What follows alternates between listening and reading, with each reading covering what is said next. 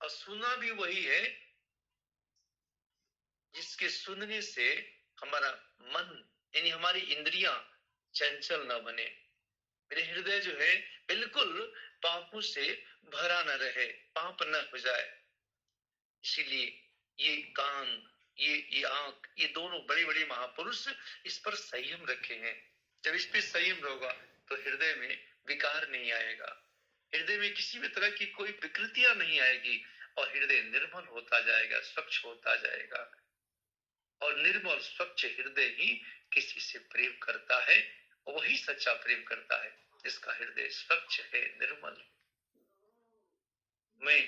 भगवान से प्रार्थना करता हूँ, हे प्रभु, हे मेरे कृष्ण, हमारे कुल के लोगों में उस सारे सभी विकार को मुक्त करके उन्हें जो है पाप मुक्त करें, उनके हृदय को स्वच्छ बनाए, उनको निर्मल बनाए, प्रेम तो अपने आप आ जाएगा। आज जो कुछ हम लोग जो बड़ा मिशन कर रहे हैं, बड़ा कार्य कर रहे हैं, आप देखिए दुनिया किसी कोने में, जैसे हमारे ओम प्रकाश जी हैं और हमारे और भी बहुत सारे भाई बंधु इसमें डिबेट में हैं, सब लोग बिजनेस करते हैं, कुछ लोग व्यवसाय करते हैं, कुछ लोग नौकरी करते हैं, लेकिन जीवन में ये जो आज जो प्रेम का जो शब्द है, आप देखेंगे अगर आप दुकान पे बैठे हैं और ग्राहक से आप कड़क आवाज में बोल देंगे तो वो तो अपने नहीं आएगा, लेकिन दूसरे को भी नहीं जाने देगा।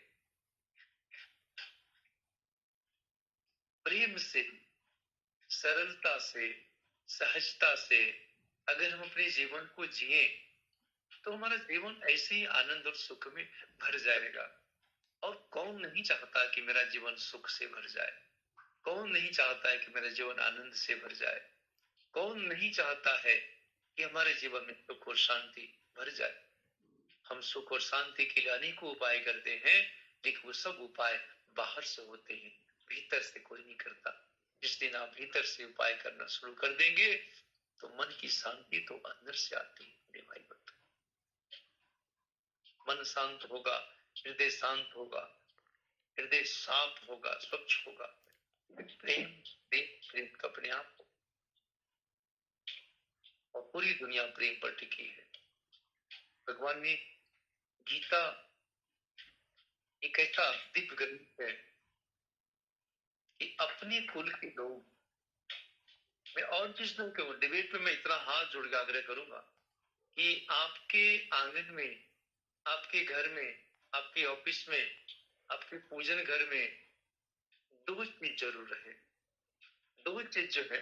आपके, जिस दिन आप रखेंगे, मैं कह रहा हूं भगवान के श्री चरणों में बैठ के कह रहा हूं कि जिस दिन आप दो चीज, एक श्रीमद् भगवत गीता और दूसरा भगवान कृष्ण की छवि, ये दो चीज आपके पूजन स्थल पे, पूजन घर में आप रख के देखिए, आपका मार्गदर्शन ये दोनों चीज से मिलता जाएगा। आप रख के देखें, जिस दिन आप गीता को रखेंगे, और गीता में हर अध्याय योग के नाम से कहा गया है। आप जब भी कभी चंचल मन हो, कभी मन जैसे इस लक्ष्य को प्राप्त करना है, अगर उस लक्ष्य की प्राप्ति में मेरा मन कभी हिलता है, कभी डावाडोल होता है, कभी अस्थिर हो जाता है, भगवान ने कहा है कि ऐसी स्थिति में गीता के जो 18 अध्याय हैं, हर अध्याय जो है मन के रोगों को मिटाने के लिए है, क्योंकि गीता दवा है, गीता दवा है और दुआ है। दवा मन के रोगों का है और दुआ भगवान श्री कृष्ण का है। तो कौन नहीं चाहेगा कि मुझे दवा भी मिले और दुआ भी मिले। तो दवा और दुआ दोनों भगवान श्री कृष्ण की दिव्यमयी मोक्षदायिनी गीता में भरा पड़ा है।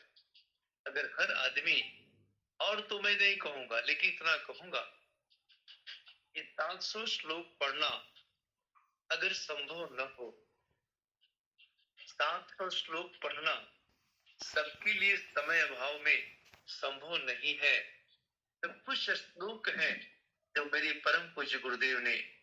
बिल्कुल प्रमाणिकता के साथ, अगर वो श्लोक का पाठ प्रतिदिन 9 श्लोक है, अगर उसको किया जाए, तो मैं समझता हूं कि अगर कोई आपने आदेश हमें किया है तो मैं थोड़ा प्रवचन के रूप में हम चले आ रहे हैं, क्योंकि हम केवल आप लोगों का जो प्रेम है, जो आप लोगों का आदेश हुआ कि स्वामी जी, तो चूंकि मैं जब थोड़ा सा फ्री हूं तो मैंने कहा कि चलो मैं 10 बजे तक इसमें जुड़ जाऊंगा, और 10 मिनट 15 मिनट के लिए मैं आप लोग को उत्साहवर्धन के लिए मैं आपके साथ आ गया। तो ये 9 श्लोक और तो नहीं कहेंगे, लेकिन विशेष रूप से मैं चाहता हूं कि मेरे जो कुल के लोग हैं, जो आध्यात्मिक स्वभाव रखते हैं, जो विद्वान वर्ग हैं, जो स्कॉलर हैं, जिनकी समाज सेवा में या जीवन में आगे बढ़ने की ललक है, उनको मैं 9 श्लोक की चर्चा करूंगा। सिर्फ चर्चा नहीं करूंगा, केवल मैं उसका नंबर बता दूंगा कि 9 श्लोक जो है भगवान ने कही है। इसमें दूसरे अध्याय का 48वां, तीसरे अध्याय का 13वां श्लोक और 6वें अध्याय का 5वां श्लोक, ये 15वां अध्याय का 14वां श्लोक, 18 अध्याय का ये आपका 6वां श्लोक।